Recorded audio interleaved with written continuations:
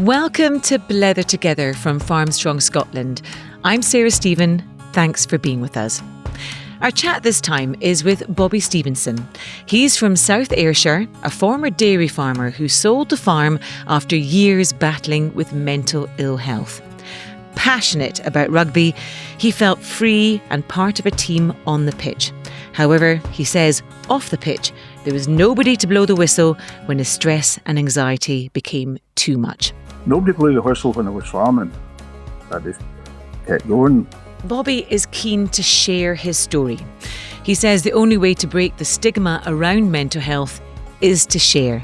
And if he helps one person doing so, then it is worth it. The only way we're going to reduce the stigma that's connected to mental health is talk about it. Let's get into it now. Introducing Bobby Stevenson. Bobby, hello and welcome to Blether Together. Thank you very much for joining us. No, it's my pleasure. Tell me where you're coming from today. I'm in a wee village called Stoneycut, just south of Stranraer in Bonnie Galloway. We're on the kind of the east side of the peninsula, heading down towards the Mull of Galloway. I've been an Ayrshire man all my life, born and bred in Ballantrae, moved down here. This will be our fifth summer approaching, coming down here. It's a nice setting. I can see land, I can see the sea, and got two or three neighbours, but they're no immediate neighbours, which I not really used to. I lived on a farm in the middle of 600 acres for 40 odd years, or 50 odd years. So no, it's quite nice. I like to start the podcast with a round of rapid fire questions. Are you up for that today? Well, we can try, yes. Okay, well, let's just go for it. Okay, so first answer that comes to mind. Out of 10, how are you feeling today? I'm going to say 9. A 9, that's good. That's up there. Mm-hmm. Who do you text the most? I'm not really a texty person, but I would reply to some of my texts from my customers. Not all my customers, to be perfectly honest. Okay, noted. Do you like clothes shopping? No, definitely not. What object do you misplace or lose the most? Oh, everything. Absolutely everything. I've no idea where anything is. No idea where anything is. Yeah, I'm a bit like that too. What biscuit do you most identify with? Club. A club biscuit? Yep. That's definitely showing your age. It used to annoy my father. He used to take the chocolate biscuit out and put it back in the plate, and he would go and pick it up, much to his annoyance, to discover that it was empty. What, are you an orange club or a mint club? The one with the currant. Oh, okay, interesting. What is one missed opportunity that you wish you could have had a second chance at? Playing rugby. Dog or cat person? Dog. Window or aisle seat? Window. What's your pet peeve? Litter. Oh yeah, likewise. What's something you notice about someone when you first meet them? Well, I would say I was pretty much guilty of judging a book by its cover, so appearance. And for somebody that doesn't do a lot of clothes shopping, I would say dress sense. If it turned up in a boiler suit, that would be a plus for a start. Oh, a boiler suit's a great thing to have. Listen, you said it right at the beginning, you were feeling a 9 out of 10 today. Can you expand on that? Well, I get up this morning. I'd cleared my diary for this morning. I took the dogs down to the beach at Sandhead and had an hour on the beach in Sandhead. And what a morning for that. Came back up, did a wee bit. Nobody has phoned me and said, this has went wrong, that's went wrong. Is that your routine every morning? No, it's not my routine every morning. Some mornings I'll be up at the crack of dawn and away. But this morning took my wife's actually, she's suffering from shingles at the moment, so she would take the dogs down, and that would 2 collie dogs. So I know that's why it would be a 9 out of 10, I would say. And the sun's shining. I'm sitting here in a t-shirt. And having a blether. Yes. Well, I'm sorry that your wife's feeling poorly. Shingles is unpleasant. Yes, seriously, aye. Yeah, seriously unpleasant. Well, I hope she gets better soon. So, Bobby, sorry to get a bit serious for, this time in the morning, but I know that you've been down a long road with your mental health. It'd be great to talk a bit about that, because that's what the podcast is all about. And people, are very good to come onto the podcast and share their stories. Would you mind sharing your story a little bit? Not at all. You can go anywhere you want. Have you always been comfortable sharing? Not initially. Well, when Claire Taylor wrote the article in the Scottish Farmer, I thought the wound had healed over, but that picked at the scab. But it's the only way we're going to reduce the stigma that's connected to mental health is talk about it. And when I was at my worst, it was somebody that actually went through it. A local farmer. Well, it wasn't local, but it wasn't far away. And he certainly helped me get through it and show you there is a light at the end of the tunnel. It's interesting how people reacted when I had finished up in hospital. Some people never altered. They came and they visited, and other people they weren't comfortable dealing with it, and particularly salesmen. But there wasn't many salesmen left at that time. But some of them were a real rock to lean on, and other ones, well, that's they weren't sure how to cope with the whole thing themselves. When do you think things first started to feel wrong for you? I had a stroke when I was 49, and that accelerated the ageing process. We're all getting older all the time, and when you're 49, you can't do what you did when you were 19. You maybe could do what you did when you were 29, but you certainly could do what you did when you were 39, or you thought you could. The stroke, which I didn't see coming at all, I was fairly fit. I thought I was fairly fit, and a Sunday afternoon, I finished the jobs, bang. But I described that as somebody just had picked you up and wrung you out like a towel, sucked you back down, and added 10 years onto you just in the whole one go. And that's when I felt I lost the ability, well, I did lose the ability to do the level of work with the business that I once was. I struggled to deal with the bigger picture, like harvest time or lambing time or something like that, and it all started to just, it didn't happen overnight. But I would say the stroke definitely was the catalyst for things taking a downward spiral for myself.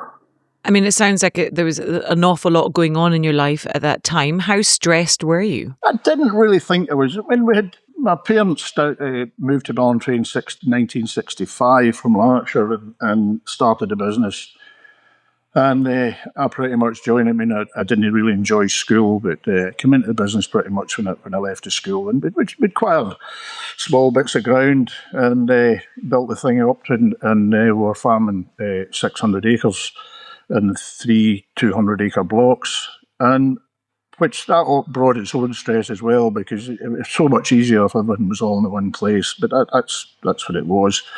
Yeah, we'd borrowed a bit of money to buy the last block of land, and but milk prices were good, and then milk prices crashed, which created a bit of pressure. It went from just over 30 pence to 16, 17 pence, and we had to deal with that. But I certainly didn't see the stroke coming at all. And they said to me the most likely cause of the stroke was high blood pressure. I don't know what the signs of high blood pressure are. And I would urge people, if you get the opportunity, if you're at the market or at a show or something like that, and somebody's standing there to take your blood pressure, and potentially if I'd done that, it would have been a different course. If it would have been trying to rectify that, with medication or what, but that definitely was the catalyst for things going wrong for me, I think. I mean, your dad starting the business, building up the business, and then you coming on board. And obviously, there's probably a bit of pressure to succeed and make it a success. You're expanding it, you're spreading yourself quite thin. How focused were you on success? Oh, totally. For me, our average wasn't good enough. And the area where I farmed, I would have thought average was a disrespect to the generations that went before it. No, and I was by no means a perfectionist. But my cows, I would say, were high input, high output. Some days you got high input, low output, but no, it was. I wanted a spring crop of barley to be the best it could, and I wanted my reseeds to be a success, and I think I achieved that. Yes. Uh-huh. What was your outlet at that time? Who did you share your troubles and your woes with? I wouldn't say I shared my troubles, but early in my life I played a lot of rugby, the local rugby club. That was my go-to place, rugby. And we were fairly successful the number of years. We had a good young team, and we progressed up through the leagues as a club. And when I stopped playing rugby, I just flung myself into farming. I didn't go and watch, because I said if I'm giving up the time to watch, I would far rather give up the time to play. And my parents were getting older, and my father not once did he see me play rugby. Of all the years that I played rugby at the school and played rugby for the local club, he said he'd just stay at home and do the work. And at that point, it was my mum and dad, myself, and maybe one other chap or a part-time chap. And so I decided to stay at home. But the comparison I draw to my farming career and my rugby career, somebody blew the whistle and said, right, that's the game over. You stop. When you were training, somebody came 9 o'clock and you stopped. Nobody blew the whistle when I was farming. I just kept going. And in the summertime, you were right after your tea, and you weren't players back into 9 o'clock, or even after it if you were busy. But nobody actually told me, right, you stop. There was always something to be done. If you're enjoying this episode of Blethered Together, here are a few things you can do to help us out and to keep us growing into the future. First of all, share the podcast with friends or family you think might be interested. Word of mouth is the best tool for us to reach new listeners. So please, either share a link to the episode on social media or in your WhatsApp group. Or better still, in person, face to face. Let people know they can find us just by searching Farmstrong Scotland podcast online. Please also subscribe to the podcast in Spotify or Apple or wherever you listen. That way, you'll always get an update on your phone when new episodes come out. You could also connect and drop us a note on social media. We'd particularly welcome your thoughts on people we should speak to in future episodes of Blethered Together. Who inspires you to think differently about wellbeing, or has a story that you think deserves a wider airing?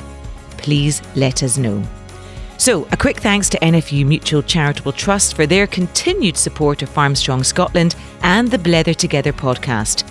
And now, back to today's chat.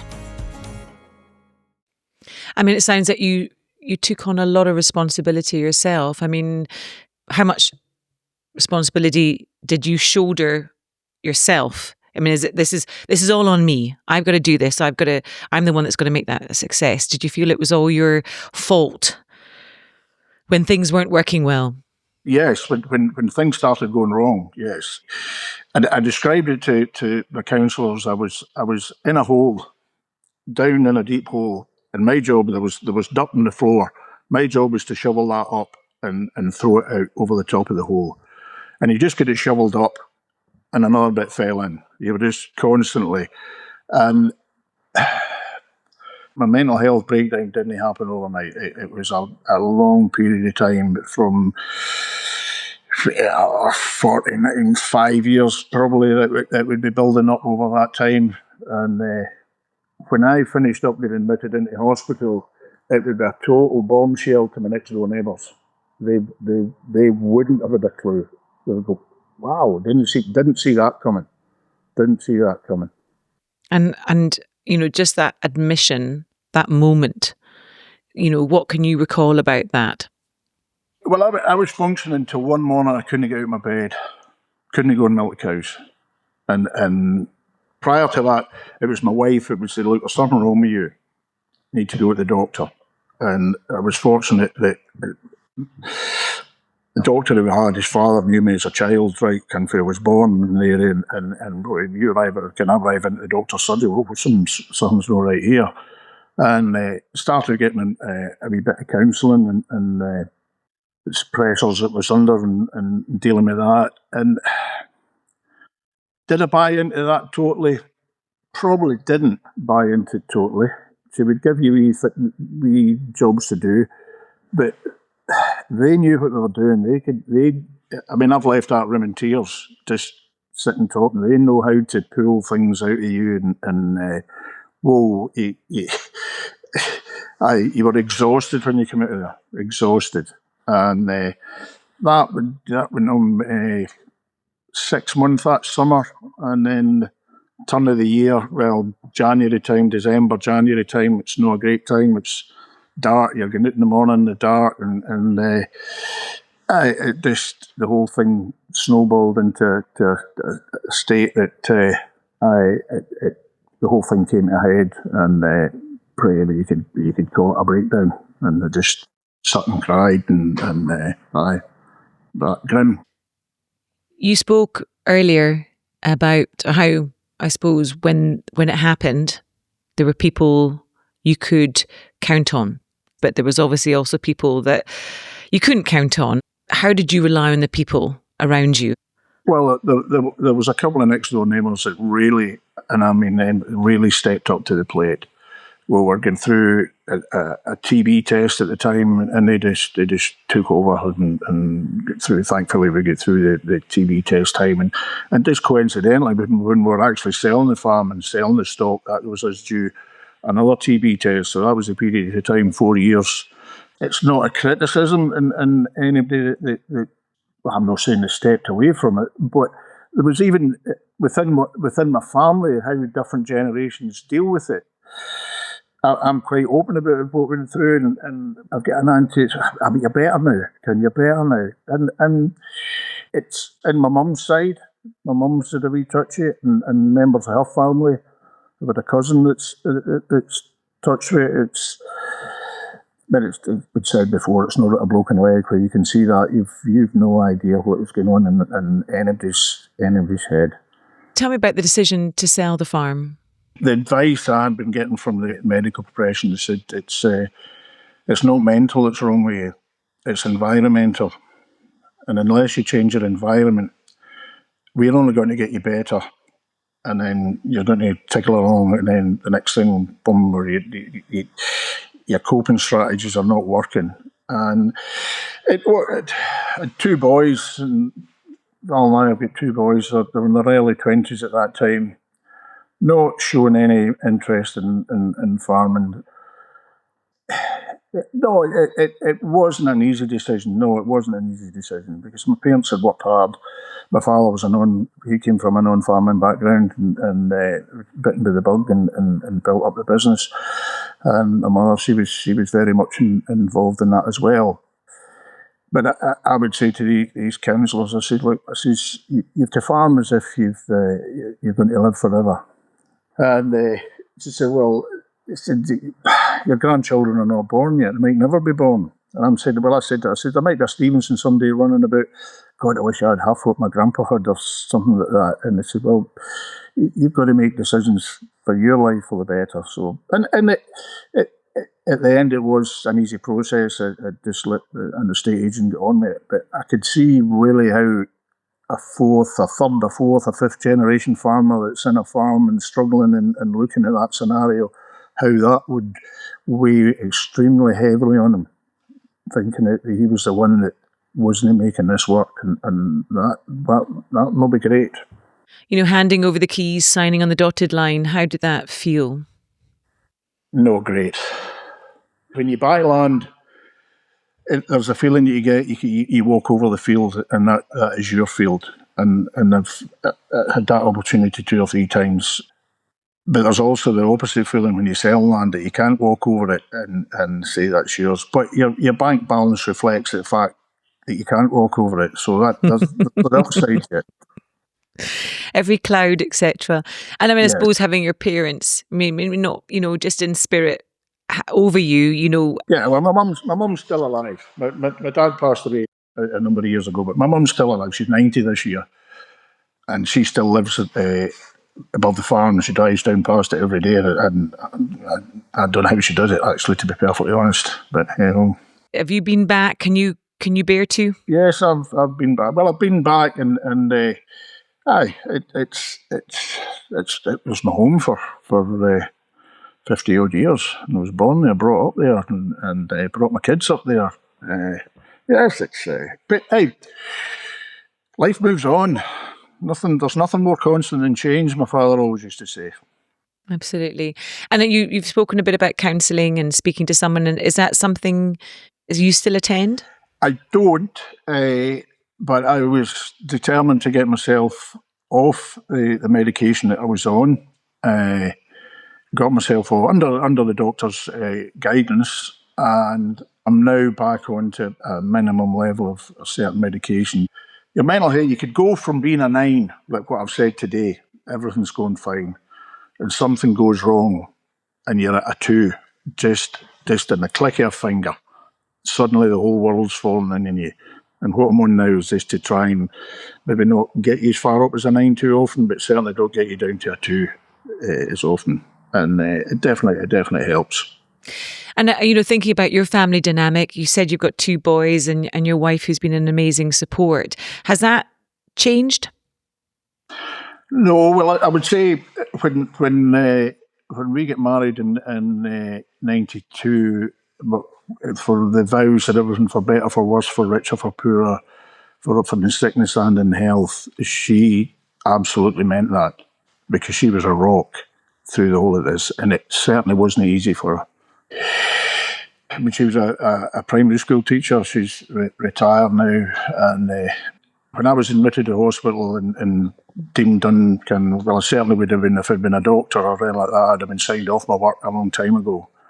The Education Authority, my wife got signed off from Christmas to Easter, and a replacement was found. Whereas when you're farming, there's no that fallback on it when you're not well. If you're understaffed before you're not well, you're not going to alter that. Just especially with a dairy farm. People ask me, do I miss milking the cows? I totally miss the first half of the morning milking. When you had new calf cows given a bit of milk, want to get into the parlour, didn't give you any hassle. Second half, you get the kick of the stragglers, and you're collecting them into the collecting area into the parlour. I thoroughly enjoyed what I was doing, and getting to the kind of animal that I liked. It was one of the few things that my father and I agreed on was a type of cow that we wanted to work with. But my wife's a farmer's daughter, but she was never really hands-on at all. Became more hands-on once I was no well. She would encourage me to try and get and feed the calves in the morning, and literally I could get halfway across the close and say, look, I need you back in the house. It was just totally overwhelming. And she went and fed the calves, and the same at night and afternoon. I would spend 2-3 years that I wouldn't be out the house. Seriously, I wasn't out the house. Couldn't get out the house. And I'm thinking about your boys as well, Bobby, just in terms of what happened to you, the impact on them, and I suppose that everybody becoming more comfortable with, sharing and being more open. I think it's when the article was in the Scottish Farmer, there was a lot of positive comments, but particularly from my boys' peers, their age group. They were far more open about the whole thing than any of my age group would ever be, and hopefully that's the case going across the farming sector. And my son did, but he didn't. None of them were in the young farmers or anything like that. Just they helped in the summer holidays and whatnot to get their pocket money, but you could see from an early age that they were maybe no one to do. But that my view was they were better to go away and do something and come back to it. And we had the conversation. I can remember my wife speaking to Craig, who was out in Australia at the time after he finished university, and do you think you have any notion he'll ever come back farming? And he said he was lying in some beach in Sydney with a beer in his hand, and he's looking around about the scenery, and he said, I'll not be back to farm, Mum. So, that was it. I think it's a hard question, isn't it, for a 17, 18, 19-year-old to answer. I met a couple of farmers recently who had been asked the same question, actually lived in same part of the world as you, and they were 18. They wanted to have fun, see the world, travel, but they regret saying no now, 10, 15 years later. But it's a time of life to let them go, isn't it? And have some fun, and they might come back to it, but everything happens for a reason. And it sounds like they were incredibly supportive of you. And do you think what you've been through has made you more in tune with others? I mean, can you spot when, other people are potentially not in a great place? No, because people don't show it very greatly. And I would go through some of the things that I was asked this already for one other, and what was the signs that you identified looking back weren't right? And I said, well, one of the first things I did when I jumped into a tractor, somebody had left the radio on. You turned the key and the radio came on. Before you started the tractor, you turned the radio off and just wanted peace and quiet. And my wife will say that even at night, I'll come in and she'll have Alexa playing Greatest Hits radio, and I'm saying, Alexa, shut that up, please. And it's quite hard to keep that how you're feeling outside without bringing that into the house. And she said, well, what the hell have I done wrong?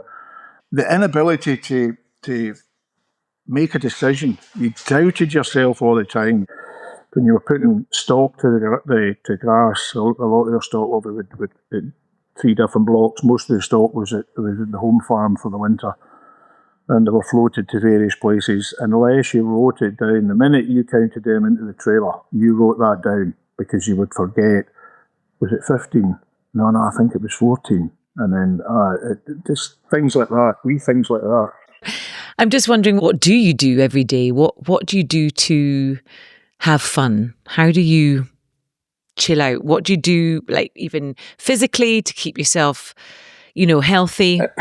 Well, I'm about 3 stone heavier than I used to. Well, definitely 3 stone heavier than when I stopped farming. So probably not keeping myself all that healthy. But I've now taken on a separate cycling challenge in September this year. And I've joined a gym, but I've just realised joining a gym doesn't actually do anything for you. You've got to go and attend the thing and whatnot. I'd say probably if the doctor analysed my alcohol intake, he wouldn't be too happy. And I keep saying, well, my nights are all backdated because I was milking cows for 30 years. I'm back on the committee. I've been away from the rugby club for 30 years. I'm back on the committee of the local rugby club, trying to steer it, hopefully, and keep it going in the right direction. So that sounds like a real passion of yours. So it sounds that's a positive, to get back in to that sport in some way. Rugby is a great sport to get involved in. You make for lifelong friends from rugby, and you may do from other sports, but it's also a team game. It's you've got to work together. You've got to be all looking for the same goals out of the whole thing. And I was fortunate enough at the time when I played at that level that was the mindset of the people that played along with us. And if you had to have a sort of philosophy that you applied every day, is there one thing that you do every day just to check in with yourself and say, Bobby, do you know what? It's okay. Well, I would say actually, since I went back to the doctor, I mean, I've been back on medication for two years. Once I've been back onto that, I would say no, I'm in a fairly level plane. But the way I did when I was struggling, I would box it off into wee bits. Don't take in the bigger picture. Just box it off, right? You get up and you do this. You put it into small bits and you do that. Then you go into the next box. Then you go into the next box, and it's dinner time. And then you get through it that way. Sleep is very important when you're not getting enough sleep due to hours that you're working, and then the stress kicks in, and you would go to your bed and you would lights out just in a flash. But you'd wake up 1 o'clock, 2 o'clock, wide awake, sweating. I need to get back to sleep. It's 3 hours and I'll be up. And then it just seemed like you would fall asleep, and then the next thing the alarm would go off, and that was you back at the thing again. No, I mean the life I have at the moment is totally different from where I was. There's kind of your minimum decisions to make. When you're farming, you're making decisions all the time, and things go wrong, things didn't work out, and that's more mud that's fallen into the hole that you're shoveling out of. And I know Farmstrong is trying to stop people falling through the net, but once I fell through the net, I struggled in the mental health system because they didn't know how to deal with somebody that came from agriculture. I think there has to be more support, there must be more effort put in, because the model that they use doesn't fit a farmer. Maybe fits a lawyer or a school teacher or something. It doesn't fit agriculture. And they ask me, what shift do you work? I says, I work from 5 to 9. Well, that's okay. To explain that it's 5 a.m. to 9 p.m. And they go, oh, how long have you been doing that? I said, I've done that all my days. Well, I said, as long as you're prepared to pay more for water in the supermarket than you am for milk, that is the road I'm getting pushed down. Everybody wants more for less in the industry all the time, more for less. It wasn't actually till it was a farmer's daughter, a Northern Ireland farmer's daughter, that got a hold of when I was in hospital, and she could grasp the whole picture of what was involved in a family farm, and it was a breath of fresh air. It really was a breath of fresh air. It's been lovely to chat to you, and I think you have been incredibly open and candid today, which I think will be a massive help to others out there. And obviously you mentioned Farmstrong, and if people do have worries about their health, mental health, and obviously they can check out Farmstrong Scotland's online How's It Going tool at farmstrongscotland.org.uk. It is a brilliant, easy access tool for people, and we would encourage people to go to that. If me speaking about it helps one person, on you go. As I said at the beginning, we're only going to break down the stigma of mental health, and it is absolutely nothing to be ashamed of. Nothing to be ashamed of. And there is, for some people that are going through it, or somebody's wife, partner, well, you're ticking some of the boxes that gentleman's mentioned there, and seek help. Speak to people, seek help. Bobby, thank you very much. It's been so interesting talking to you, and thank you for sharing.